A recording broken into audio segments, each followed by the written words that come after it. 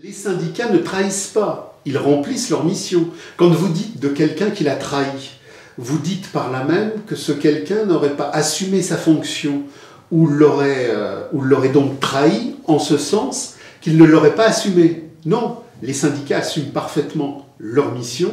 Chaque fois qu'un mouvement radical a lieu, ils ont pour objectif de l'isoler.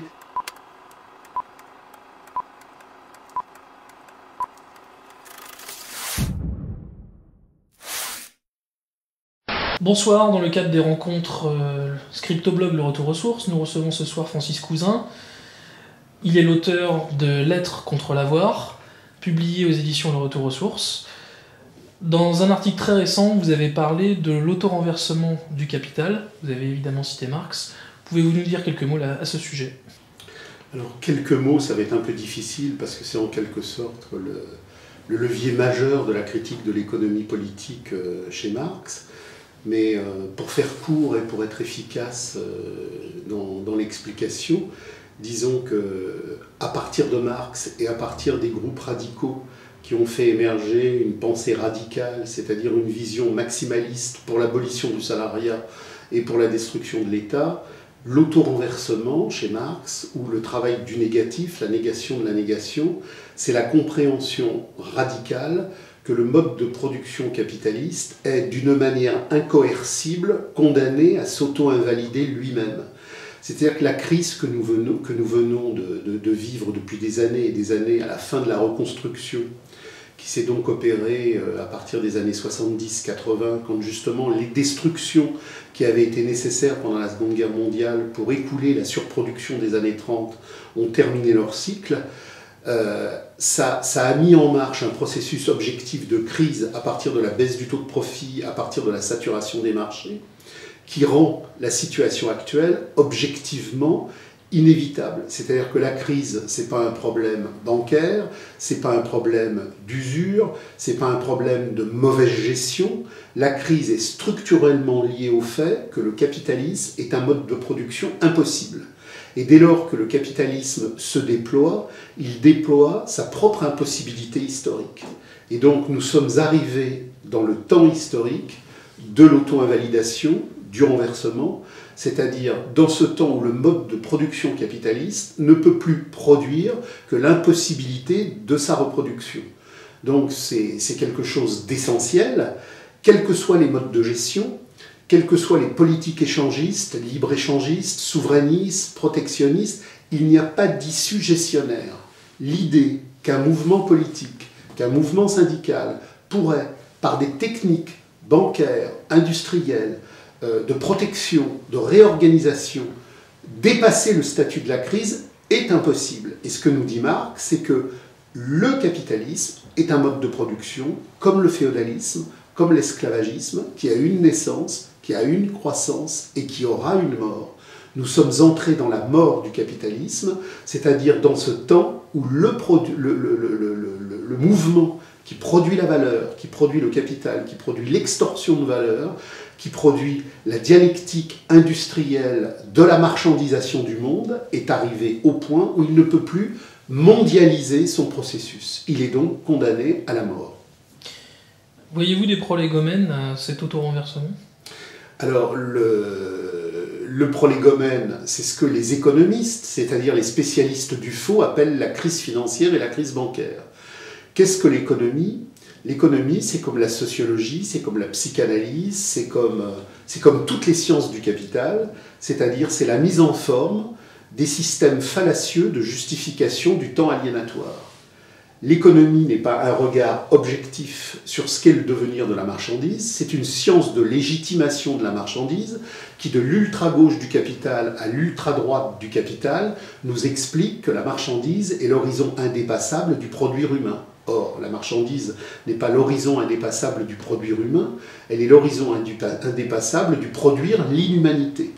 Donc, il faut comprendre que la crise bancaire n'est pas une crise bancaire, c'est la crise de la marchandise à un moment donné.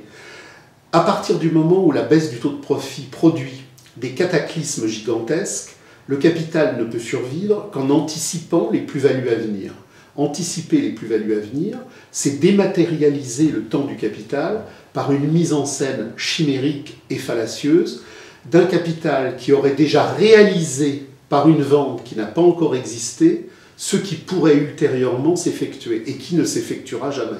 C'est-à-dire que le capital, maintenant, est dans un cycle d'anticipation fallacieux, une fictivation aliénatoire généralisée qui fait que pendant des décennies, on a imaginé qu'allait se réaliser par la vente quelque chose qui, compte tenu de la saturation des marchés, n'est pas faisable. Les Japonais produisaient pour un marché mondial, les Européens produisaient pour un marché mondial, les Américains produisaient pour un marché mondial, mais si j'ai une demande solvable mondiale dans le cadre de l'aliénation capitaliste qui est de 23 millions de voitures, si j'ai 66 millions de voitures, le crédit, la fictivité, la chimère aliénatoire, justement, de l'anticipation de plus-value, elle va marcher 10 ans, elle va marcher 20 ans, mais à un moment donné, j'entre dans le renversement, c'est-à-dire le moment où la dialectique du crédit, la dialectique du chimérique ne peut plus fonctionner et où elle invalide ses propres bases. Et nous sommes aujourd'hui rentrés dans ce moment où la crise monétaire, la crise financière, la crise bancaire vient signifier que le mouvement de dévoration, le mouvement de vampirisation marchand du monde est en train de s'invalider. Il n'est pas en train de s'invalider parce qu'il est mal géré, il est en train de s'invalider parce que consubstantiellement, il repose sur une hubris, sur une démesure, sur une pathologie, sur une impossibilité systémique. C'est ce que Marx a développé dans toute la critique de l'économie politique et dans le Capital. Et il l'a écrit dans les années 1860-1880, non pas pour décrire le Capital de l'époque, mais parce qu'il anticipait de manière rigoureuse et précise ce qui se passe aujourd'hui. Il a même anticipé l'informatisation du crédit, même s'il n'a pas parlé du mot informatique qu'il ignorait, mais il a parlé de ces gigantesques machines industrielles de fictivation universelle. Quelle phase immédiate suivra cet auto-renversement ? Alors, l'auto-renversement va avoir plusieurs instances, pour parler en termes critiques, comme le faisait Marx et comme le faisaient les groupes radicaux issus de la Première Internationale. On a d'abord un problème qui se pose au niveau de la baisse du taux de profit. C'est-à-dire que ce qu'il faut comprendre, c'est que le capital ne crée du profit qu'à partir du moment où il extorque de la plus-value ouvrière. C'est-à-dire qu'une marchandise ne contient de la valeur que pour autant qu'elle contient les incréments de valeur que l'exploitation ouvrière en produit. Seule l'exploitation ouvrière produit de la valeur. La machine ne produit pas de valeur. La machine ne fait que transmettre à la marchandise la valeur qui a été cristallisée par l'exploitation du travail humain en elle. Mais la contradiction du capital, puisque le capital est une dialectique d'oubris concurrentielle, c'est que le capital est constamment obligé, pour être concurrentiel, de baisser ses coûts. Et pour baisser ses coûts, puisque le temps de travail socialement nécessaire à la production d'une marchandise est ce qui fait sa valeur, il doit produire de plus en plus vite. Et pour produire de plus en plus vite, il doit produire avec des machines qui produisent de plus en plus. Il y a donc une contradiction entre la baisse du taux de profit et la masse de profit. Plus la baisse du taux de profit est organisée par la dialectique de crise du capital, plus le capital doit compenser ceci par la masse du taux de profit, par la masse du profit. Donc, de plus en plus de marchandises qui valent de moins en moins en termes d'incrément de valeur, qui inondent les marchés et qui produisent des saturations du marché. Donc, on a d'abord un premier niveau, c'est ce niveau crisique où la baisse du taux de profit devient explosivement contradictoire à elle-même. On a ensuite un deuxième niveau de contradiction. C'est le moment où la saturation des marchés devient opératoire en termes de cristallisation de toutes les impossibilités du capital. Et c'est donc le moment, à partir de là, où tout l'habillage monétaire, créditaire et bancaire, qui faisait que par l'endettement, on faisait croire qu'on réalisait ce qui n'était réalisé qu'en termes chimériques, se renverse. Donc, baisse du taux de profit, saturation des marchés, renversement de l'hallucination collective bancaire, on entre là dans la partie terminale de la crise, celle où effectivement le mouvement de reproduction ne peut plus reproduire son mouvement. Alors, il y a des formes épiphénoménales qui sont visibles, c'est-à-dire cette gigantesque stagnation qui est en train d'exploser et qui fait que le gouvernement Hollande, non pas parce qu'il est dirigé par Hollande, mais parce qu'on est passé dans une dynamique de crise supérieure, va intensifier toute cette stagnation qu'on avait rencontrée dans l'ère Sarkozy, mais avec des degrés paroxystiques encore plus intenses. Selon vous, y a-t-il une sortie possible par le haut? Alors, dans les temps antérieurs, alors ce que les groupes radicaux issus de la Première Internationale, à partir de Marx, à partir de Rosa Luxembourg, tous ces groupes radicaux qui ont dénoncé le bolchevisme comme un capitalisme d'État, la social-démocratie comme la gauche du capital, les gauchistes comme l'extrême gauche du capital, le substrat de ces groupes, ça a été précisément de montrer que le capital, maintenant, il a un cycle, et que ce cycle, il est absolument inévitable. C'est crise, guerre, reconstruction. Crise, guerre, reconstruction. Chaque fois que le capital rentre en crise de surproduction, il doit détruire cette surproduction. Une fois qu'il a détruit cette surproduction, il la reconstruit, et une fois qu'il l'a reconstruit, il doit à nouveau la détruire. La guerre de 14, la guerre de 39-45. Le gros problème, c'est que l'hégémonie de la marchandise universelle qui s'est mise en marche au sortir de 1945 n'a pas simplement détruit l'Europe et le Japon en termes de conflictualité géopolitique, elle a aussi vassalisé les structures politiques et sociales de ces pays-là de telle sorte qu'il n'ait plus de capacité à l'autonomie stratégique. Donc la Première Guerre mondiale, c'est finalement une guerre qui permet à l'impérialisme américain de maîtriser le devenir européen à travers le conflit Allemagne-Europe, mais qui est déjà téléguidé par toute la crise financière qui va permettre l'hégémonie américaine. On a ensuite la Seconde Guerre mondiale, qui est quelque part une redite de la première, et on a aujourd'hui un niveau de saturation des marchés et de crise généralisée qui rendrait nécessaire une Troisième Guerre mondiale. Mais la Troisième Guerre mondiale, pas plus que la Deuxième, elle n'a lieu avec la Russie ou avec la Chine, qui sont les résultats archaïques du capitalisme d'État archaïque, contrairement au délire de Castoriadis qui croyait qu'un jour il y aurait une Troisième Guerre mondiale entre la Russie et les États-Unis. Il n'y a pas d'enjeux stratégiques vitaux économiques entre la Russie et les États-Unis. La Seconde Guerre mondiale, c'était bien l'Allemagne comme bloc européen, le Japon comme bloc asiatique et l'Europe. Le Japon et l'Allemagne et l'Europe ont été vassalisés culturellement par l'Amérique. L'Amérique n'a plus aujourd'hui de contradicteurs géostratégiques. Il y a la Russie et la Chine à la périphérie, mais la Russie et la Chine ont des contradictions historiques avec les États-Unis qu'à la périphérie, parce que du point de vue de la baisse du taux de profit et de l'impérialisme technologique des productions et des surproductions, le capitalisme d'État, qui a pendant longtemps été le mode d'être de la Russie et de la Chine, les a rendus archaïquement retardataires pour de longues décennies. Donc du point de vue du capitalisme américain, la Chine et la Russie ne posent aucun problème. Il y a des affrontements périphériques pour garder des arrière-cours, mais ce n'est pas là qu'est le grand enjeu. Le grand enjeu, c'est ce que disait l'amiral Sanguinetti lors d'une conférence qui avait eu lieu à l'ONU et où un général américain lui avait dit « Nous n'avons qu'un seul ennemi, c'est l'Europe. Un jour, il faudra vous détruire. » Alors, il devrait aujourd'hui y avoir une guerre entre l'Europe, le Japon et les États-Unis, qui sont les trois articulations majeures de la triade de la guerre économique, mais elle n'est pas possible, puisque le Japon et l'Europe sont vassalisés. Donc, ce qui ne peut pas se faire en guerre frontale, comme pour la Seconde Guerre mondiale ou pour la Première Guerre mondiale, se fait en guerre de manipulation monétaire et en guerre de manipulation terroriste. Quand il y a effectivement un conflit où la Russie apparaît, l'ennemi des États-Unis n'est pas la Russie. L'ennemi des États-Unis, c'est l'Europe qui pourrait pénétrer le marché russe jusqu'à en faire une arrière-cour, avec un large potentiel économique qui deviendrait concurrentiel aux États-Unis. Les États-Unis n'ont qu'un ennemi central, c'est l'Europe. Et cet ennemi central, pour le détruire, non pas par une guerre ouverte, par des bombardements comme ils l'ont fait dans les années 43-44, quand ils ont liquidé toute l'infrastructure allemande, c'est l'Europe de Jean Monnet.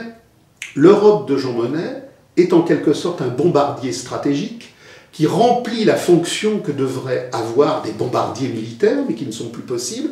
Donc on crée une Europe qui porte un nom, mais qui est en fin de compte le cheval de Troie de l'impérialisme américain de la marchandise moderne, et on détruit l'Europe de l'intérieur, comme on a fait la même chose pour le Japon. Et en synthèse, manipulation monétaire depuis les accords depuis la crise de la Jamaïque 71, etc.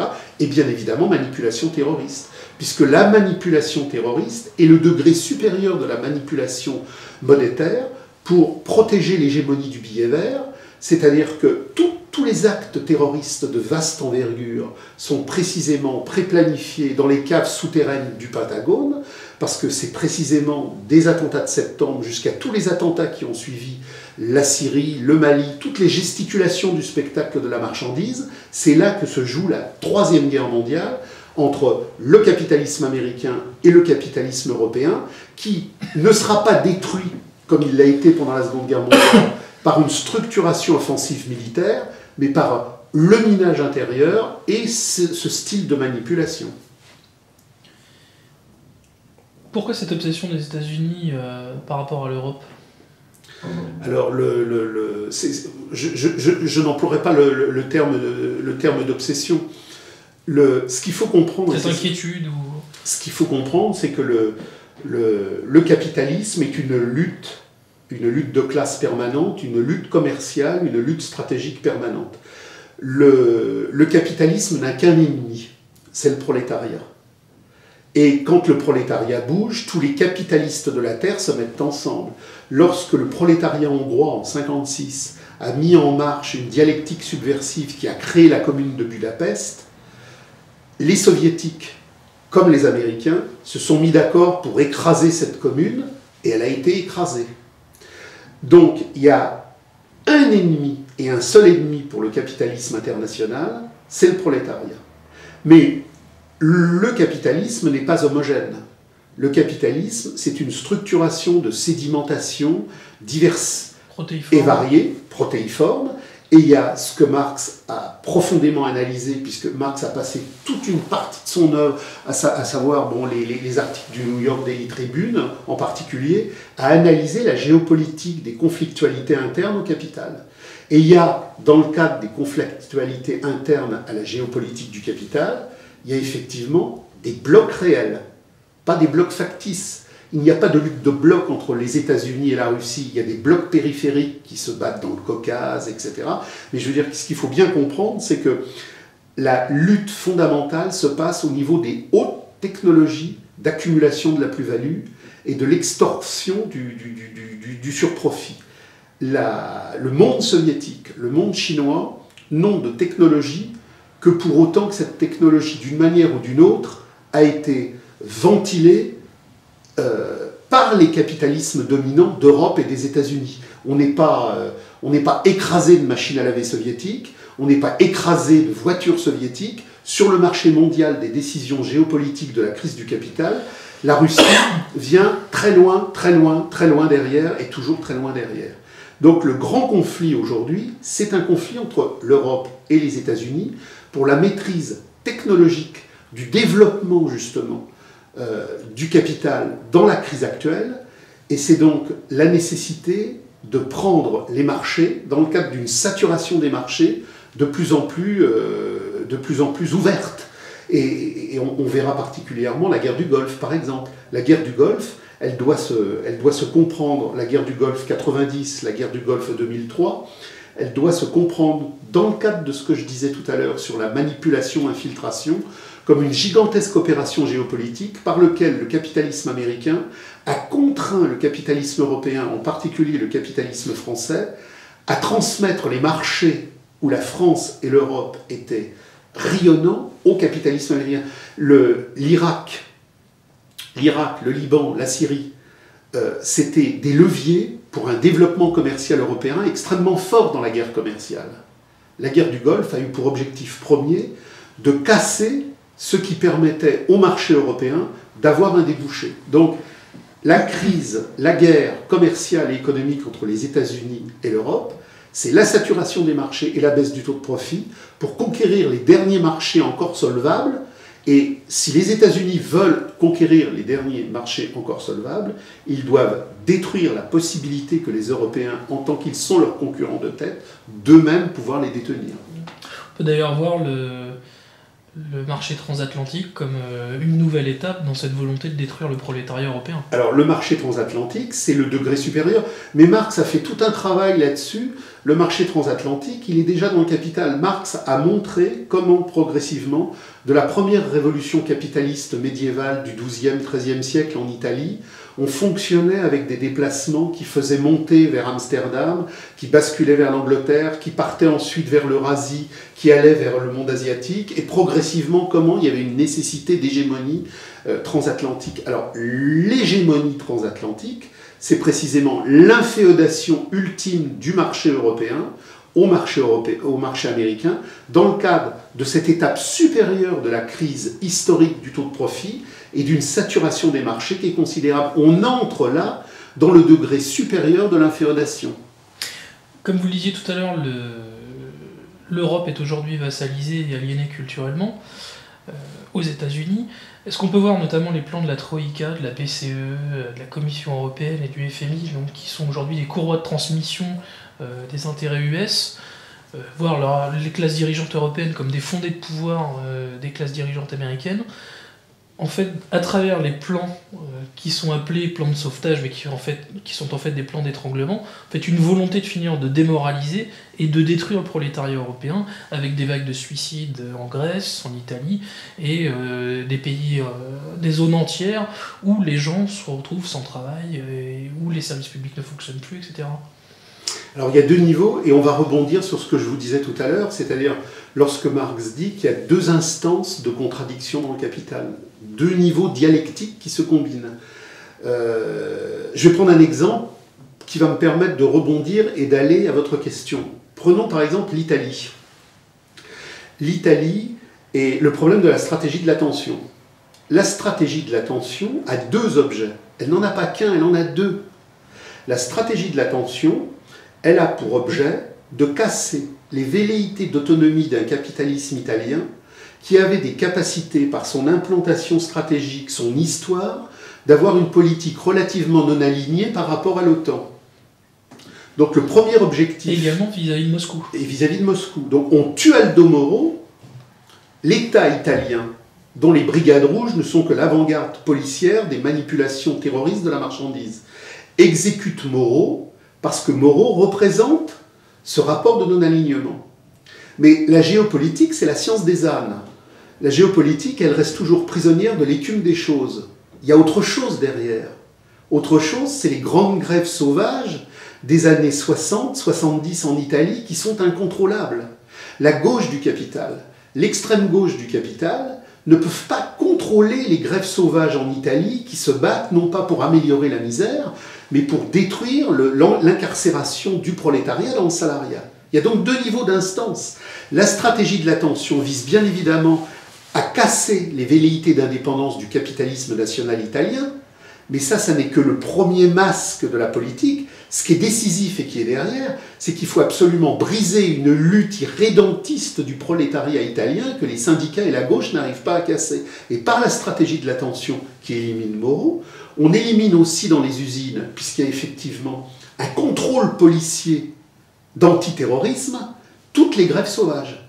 Donc c'est toujours les deux niveaux. Et maintenant, votre question sur les États-Unis, bien évidemment que les États-Unis veulent détruire les identités européennes des capitalismes nationaux européens. Et on peut dire maintenant, à partir du moment où De Gaulle a sauté, que Pompidou a succédé à De Gaulle, un processus d'érosion progressive dans une dialectique de déstructuration par l'interne s'est mis en marche, et il n'y a plus d'Europe. Il n'y a plus d'Europe.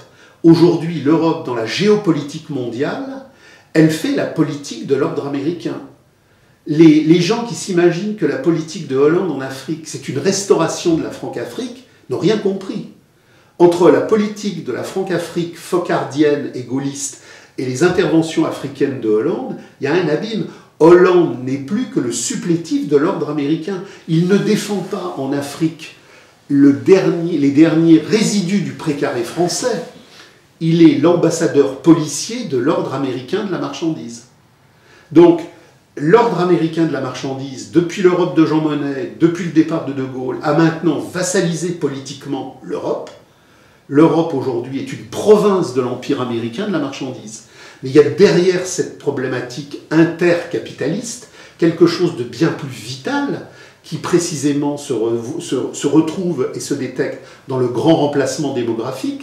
C'est-à-dire que la grande spécificité européenne pendant des siècles, ça a été d'être le terrain d'implantation d'une lutte de classe radicale, extrémiste, communarde, totalement indocile. Les jacqueries aussi.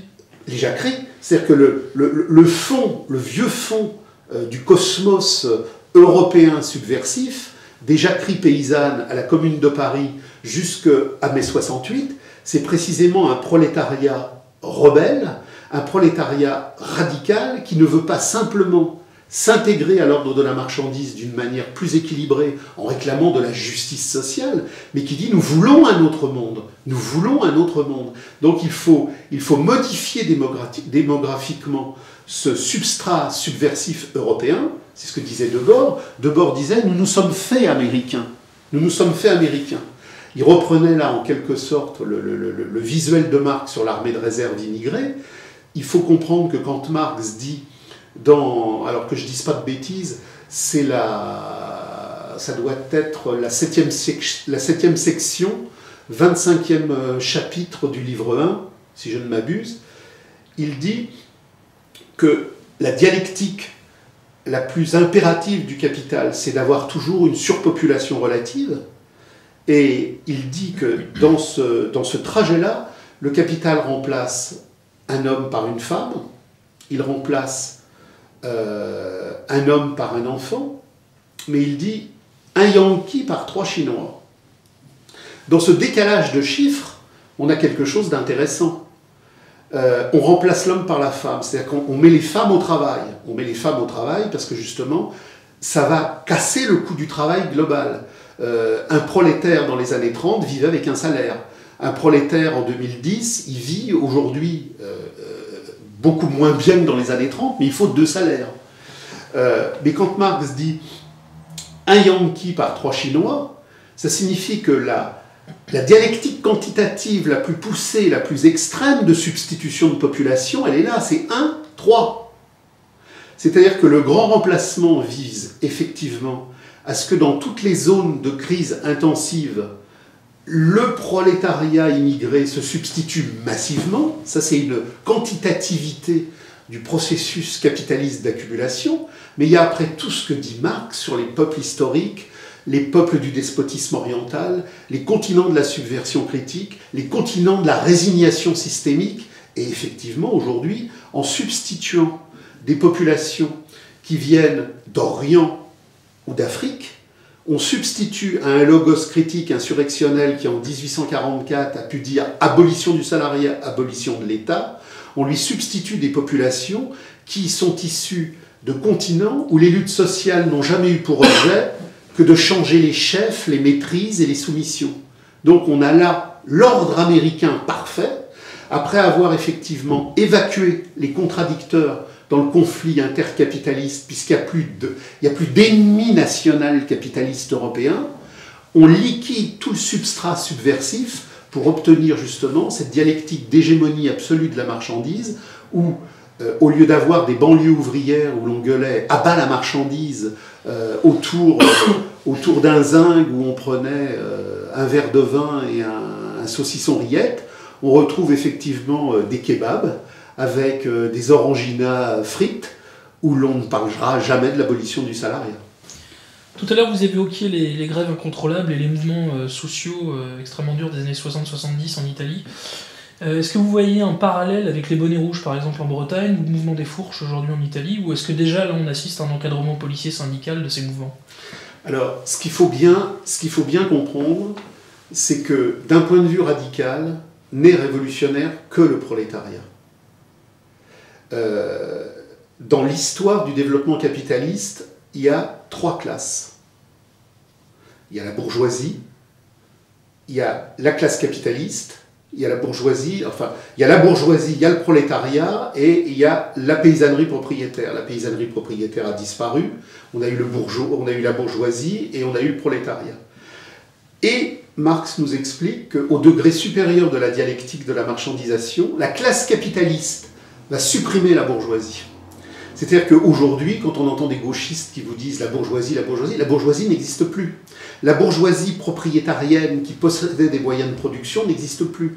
Marx, dans le 6e chapitre du Capital, le chapitre dit inédit, ou dans le 3e livre du Capital, explique que la modernité du capital, c'est qu'à un moment donné, ce qui s'est passé à partir de 14, on a une classe anonyme et salariée, qui ne détient plus les moyens de production, mais qui les régente en tant que fondé de pouvoir anonyme et international de la marchandise. Donc aujourd'hui, on a eu la liquidation de la paysannerie, puisque la rente foncière a disparu dans la classe capitaliste. Les terres appartiennent à la classe capitaliste, par le biais de son pouvoir. Donc on a la classe capitaliste et on a le prolétariat. Et il y a des couches intermédiaires. Mais pourquoi y a-t-il que deux classes et pourquoi y a-t-il des couches intermédiaires? Parce que une classe, elle n'est pas déterminée par son revenu. Ça, c'est de la sociologie, universitaire. Marx dit c'est du crétinisme. On peut définir 30 classes. Alors il y aurait ceux qui sont entre 4000 et 6000, mais ça, c'est pas une analyse historique, c'est de la sociologie universitaire, c'est donc du crétinisme, de la falsification marchande. Les classes sont les leviers objectifs à partir duquel une matérialité historique peut avoir lieu. Il y a eu la bourgeoisie qui a fait sa révolution en liquidant les restes de la noblesse. Il y a le prolétariat qui émerge, et entre ce prolétariat et cette classe capitaliste aujourd'hui, on a des couches intermédiaires. Les notaires ne sont pas une classe, les avocats ne sont pas une classe, les publicitaires ne sont pas une classe. Et ce que montre Marx, c'est que plus le capital se développe, plus ce renforcement aux extrêmes se fait. Il y a donc un prolétariat mondial, et il y a une classe universelle mondiale, la classe capitaliste mondiale, la classe du gouvernement du spectacle mondial. Et entre les deux, il y a des couches. Alors, le problème des fourches italiennes ou des bonnets rouges françaises, c'est que c'est frontiste. C'est-à-dire qu'il y a à la fois du prolétariat et il y a à la fois du non-prolétariat. Mais l'intelligence historique n'est pas puriste, idiote. Elle comprend l'hétérogénéité des situations. Le prolétariat n'émerge pas un beau matin dans sa pureté et son incandescence. Il y a une crise qui paupérise. Et les bonnets rouges d'aujourd'hui ne seront pas les bonnets rouges de demain. C'est-à-dire qu'il y a un processus de décantation et de macération qui contient à la fois de l'en-dedans de la marchandise et du hors de la marchandise. Tous ces mouvements-là qui expriment le mécontentement et le ras-le-bol sont des matériaux en fusion qui sont hétérogènes et contradictoires et qui vont voir avec le temps des courants qui vont vouloir simplement moderniser la marchandise, des courants qui vont vouloir canaliser la marchandise, gérer autrement la marchandise. Et il y aura en même temps une aspiration radicale qui en sortira, qui ira au-delà de la marchandise. Mais nous sommes dans le niveau premier de l'émergence du mécontentement, et dans le niveau premier d'émergence du mécontentement, l'hétérogénéité est de règle. C'est seulement dans un second temps que les choses se font de manière radicale. Et elles se font de manière radicale quand le prolétariat dit « je ne veux pas simplement garder mon outil d'exploitation, je ne veux pas garder cette usine qui m'exploite, mais qui est le seul lieu où j'existe ». Il y a un saut qualitatif parce qu'il y a une parole qui se libère, et celui qui s'est mis en mouvement pour défendre son outil de travail, par cette parole qui s'universalise dans la lutte, comprend à un moment donné que le problème n'est pas de défendre l'outil de travail de la misère et de l'exploitation, mais de transformer la société pour créer un monde humain. Mais ça ne se fait pas du jour au lendemain. C'est une maturation et c'est un travail des profondeurs. Quel regard portez-vous sur les organisations syndicales et leurs actions différentes depuis quelques mois? Alors, les organisations syndicales, elles sont ce que le fétichisme de la marchandise en fait. C'est-à-dire que comprendre le spectacle totalitaire de la dictature démocratique de la marchandise, c'est comprendre que le capital ne légalise et n'accepte que ce qui le renforce. Les syndicats, avant la loi de 1894... La loi Le Chapelier donc ça c'est la loi Valdez-Crousseau. Voilà. Valdez-Crousseau, c'était le Chapelier qui interdisait le capital a empêché la formalisation des syndicats quand dans cette toute petite phase première, il y avait un contenu subversif qui pouvait encore s'y exprimer parce que le capital n'avait pas encore réalisé son hégémonie. À partir du moment où le capital a légalisé les syndicats, il les a légalisés parce que quand il légalise quelque chose, il le légalise toujours comme métamorphose de sa propre substance.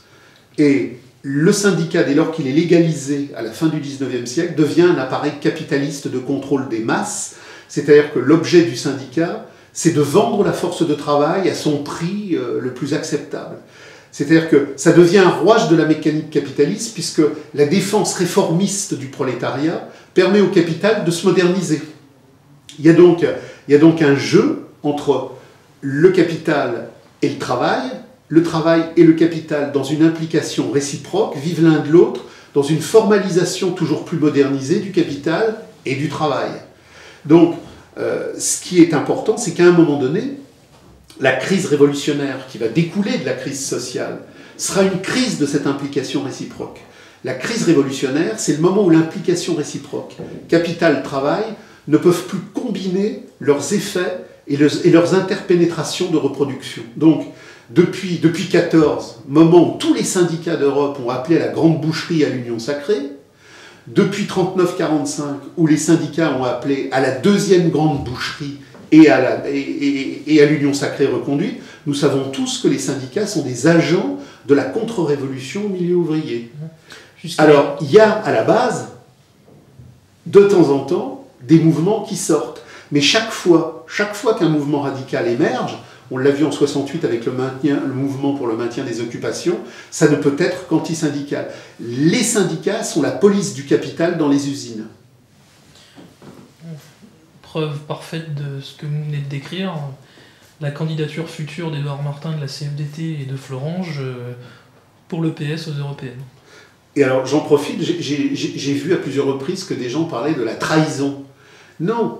C'est consubstantiel. En fait. Les syndicats ne trahissent pas, ils remplissent leur mission. Quand vous dites de quelqu'un qui l'a trahi, vous dites par là même que ce quelqu'un n'aurait pas assumé sa fonction ou l'aurait donc trahi en ce sens qu'il ne l'aurait pas assumé. Non, les syndicats assument parfaitement leur mission. Chaque fois qu'un mouvement radical a lieu, ils ont pour objectif de l'isoler. Quand une grève radicale commence à perler, que font les syndicats? Ils l'entourent. Ils font croire que là où le travail n'a pas repris, il a repris. Là où les ouvriers veulent aller rencontrer les ouvriers d'une autre usine, ils disent non, non. Il y a une formule fantastique de Léon Blum dans les années 30. Il disait,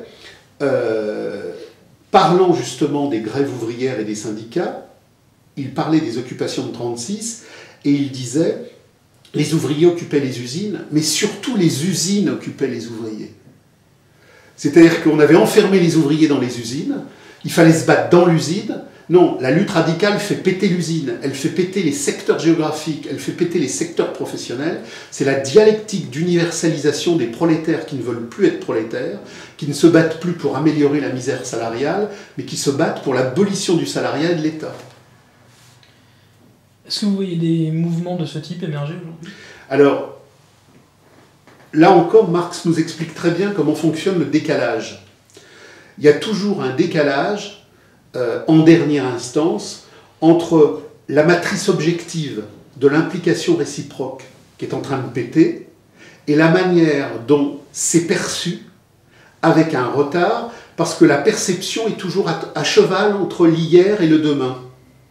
Il y a donc toujours cette notion d'écart, de décalage, de transfert, qui fait qu'entre la matérialité objective qui sombre et la conscience subversive qui en appert, le décalage est précisément ce qui permet la radicalité, parce que la radicalité est en quelque sorte un regard qui se retourne sur son passé et qui produit saut qualitatif.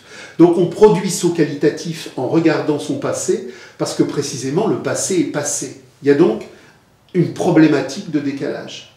Et la problématique de décalage, on va la vivre là, parce qu'on a une chance inouïe, c'est que, pour parler comme Hegel, la ruse de la raison a bien travaillé, le hollandisme mou n'est pas simplement que cette gigantesque décomposition sociale, c'est en quelque sorte un cas d'école historique comme on en a rarement vu. Le hollandisme, dans sa mollesse, dans sa liquidité, dans ses effluves, dans ses expansions, dans cette décomposition, va être la cristallisation la plus parfaite d'un mode de production qui ne peut plus reproduire sa production à tous les niveaux, idéologiques, politiques, syndicaux, économiques, bancaires. Tout est en train de se décomposer en grumeaux infinis. Si les mouvements sociaux incontrôlables et des grèves extrêmement fortes voient le jour, que faut-il craindre en fait de la part du capital comme réponse ? Le capital va déjà jouer sur les mythologies fondatrices à partir desquelles s'organise la mystification de la marchandise. Il faut en revenir à l'antifascisme et il faut en revenir à l'antiracisme. L'antifascisme a été la religion capitaliste du XXe siècle par laquelle la classe capitaliste moderne a liquidé les formes encore pré-capitalistes que l'on pouvait rencontrer par exemple en Allemagne ou en Italie, c'est-à-dire des formes pré-capitalistes équipées, mais qui ne correspondaient pas encore à l'hégémonie cosmopolite de ce que Marx appelle la marchandise transnationale.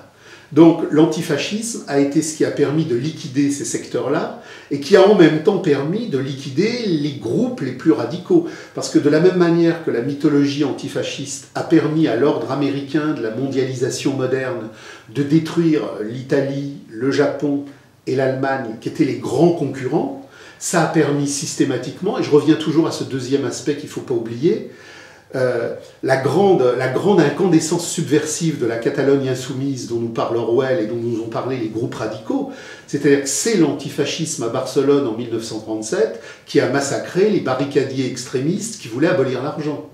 Donc l'antifascisme a permis à l'hégémonie mondialiste de la modernité marchande de détruire les secteurs archaïques parce que le capital doit liquider son antécédence. Donc le capital par l'antifascisme a liquidé ses antécédences et il a liquidé le prolétariat combattant de Barcelone. Maintenant, on a une nouvelle mythologie qui est une mythologie qui se définit par l'antiracisme. C'est la mythologie qui recouvre et qui protège le grand remplacement démographique. C'est-à-dire que la lutte de classe peut dire à la limite à bas l'église, ça fait rigoler tout le monde, mais la lutte de classe ne peut pas dire l'armée de réserve immigrée est un outil majeur du capitalisme pour casser nos luttes, pour briser le coût du travail et pour remplacer des populations potentiellement insoumises par des populations structurellement soumises. Donc l'antiracisme est ce qui protège l'œuvre de remplacement mis en marche par le capital. Donc on a eu l'antifascisme, on a l'antiracisme.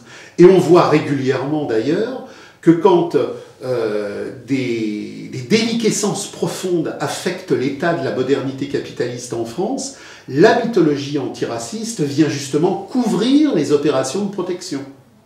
Donc il y a cette réalité-là, mais le problème du pouvoir, c'est que cette réalité-là, au moment même où, comme le dit Marx, elle est la plus forte, elle devient la plus faible.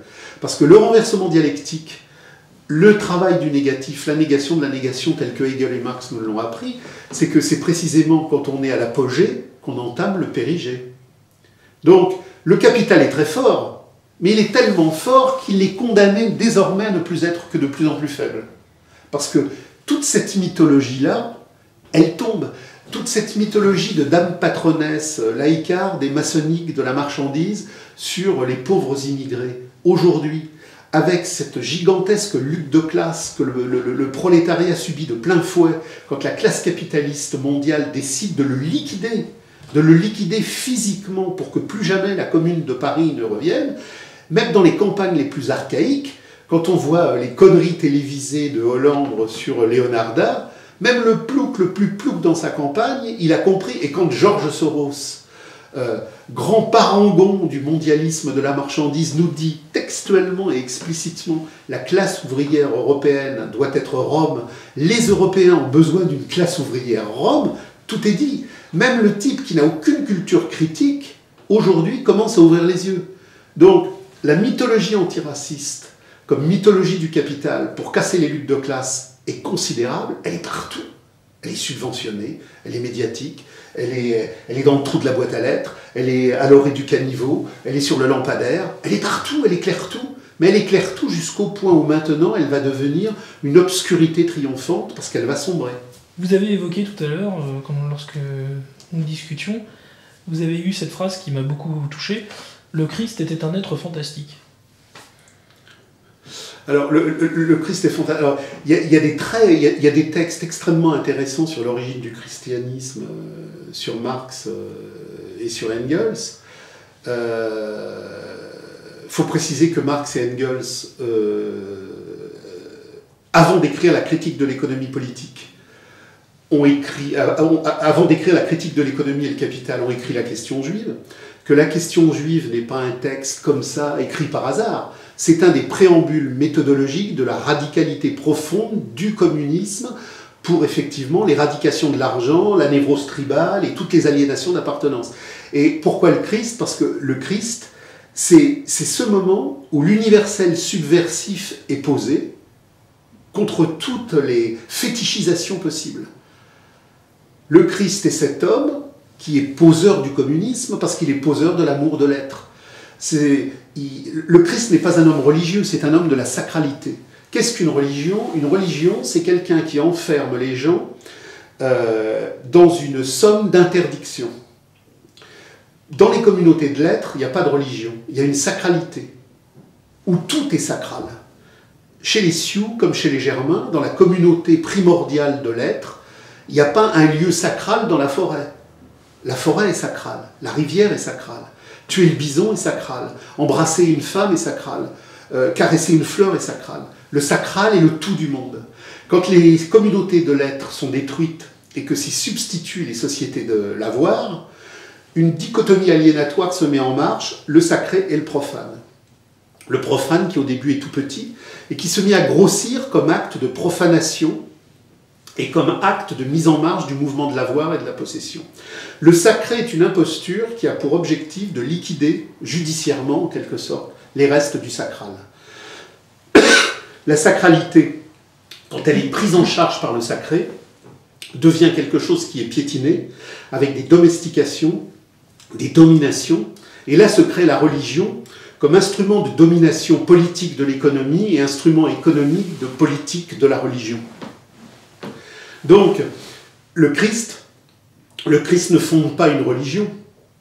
Il y aura postérieurement au Christ, dans la crise de l'Empire romain, une mise en marche administrative, judiciaire, politique et religieuse de contrôle, et comme tous les cultes archaïques étaient en train de périr, on a unifié une société qui était en crise à travers une formulation politique, administrative et ecclésiale, mais qui n'a rien à voir avec le Christ, même si elle s'en réclame. Le Christ n'a pas fondé d'église, il a fondé une assemblée combattante. L'ecclésia en grec, c'est l'assemblée. Elle devient ecclésiastique postérieurement. Et que nous dit le Christ? Le Christ nous dit, mais moi je n'ai pas d'interdit, je n'ai pas d'édiction. Ma seule réalité, c'est l'amour de l'être. Le Christ retrouve Héraclite et Parménide dans l'amour de l'être, dans cette transcendance qui fait que il n'y a rien à commander aux hommes. Il suffit de leur dire « aime l'être de toi-même en l'être ». Et qu'est-ce que Marx et Engels nous disent en 1844? Le projet communiste n'est pas une construction intellectuelle, c'est ce tripale invariant qui traverse toute l'humanité depuis que les communautés de l'être ont été détruites et depuis que les sociétés de l'avoir se sont emparées du monde. Mais il y a en nous quelque chose de fort, un tripale générique qui veut vivre la vie, qui veut aimer, qui veut la relation à l'autre sans médiation, sans utilisation narcissique, sans pouvoir de marchandise, de possession et d'acquisition. Donc Héraclite, Parménide, le Christ, Marx, Engels, qui ont écrit un très bon texte justement sur le Christ dans l'histoire du christianisme. On a donc là une continuité logique, c'est le retour à l'être. Et quand Marx dit qu'est-ce que le communisme, ça n'est rien d'autre que le mouvement de retour à l'être comme dimension générique de la communauté. Il dit la même chose que le Christ, la même chose qu'Héraclite, la même chose que Parménide sous d'autres formes, mais il l'a dit encore mieux dans les textes de 1843-1844 quand il dit qu'est-ce que le communisme, ce n'est rien d'autre qu'un rêve que nous avons depuis la nuit des temps, depuis que justement les communautés de l'être ont été cassées et que les sociétés de l'avoir se sont repositionnées en confiscation du sacral premier, et enfin, et ça c'est le côté positif du capital, il y a un seul côté positif du capital, c'est que le capital, en créant une aliénation universelle planétaire, a créé un temps universel où tous les hommes enfin peuvent se parler pour universellement le renverser. Merci Francis Cousin, nous nous reverrons très bientôt. Ben, je vous remercie.